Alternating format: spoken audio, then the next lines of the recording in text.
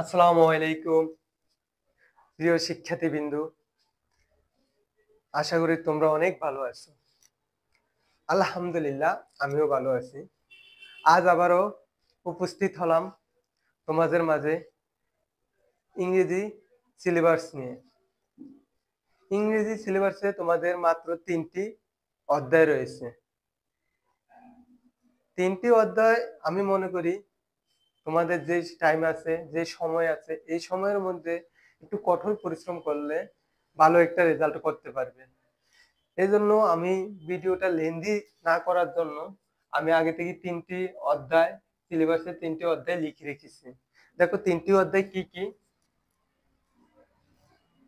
প্রথম অধ্যায়ের মধ্যে রয়েছে তোমাদের দ্য আর্ট অফ এক্সপ্রেসিং কম্পারিশনস।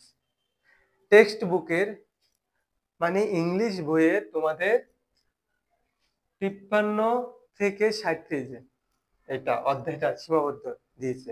দেখো তোমাদের আরেকটা সুবিধা হচ্ছে, এখানে তোমাদের পেজটা বলে দেওয়া হয়েছে, এই পেজ পর্যন্ত পড়ে। এরপরে সেকেন্ড অধ্যায় আছে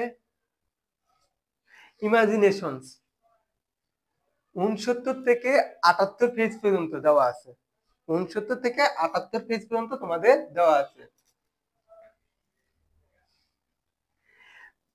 3 নম্বরে দিয়েছে তোমাদের আ জার্নি থ্রু এক্সপ্লেনেটরি টেক্সট। দেখো এখানে তোমাদের টেক্সট বইয়ে 79 পেজ থেকে 82 পেজ পর্যন্ত দেওয়া আছে।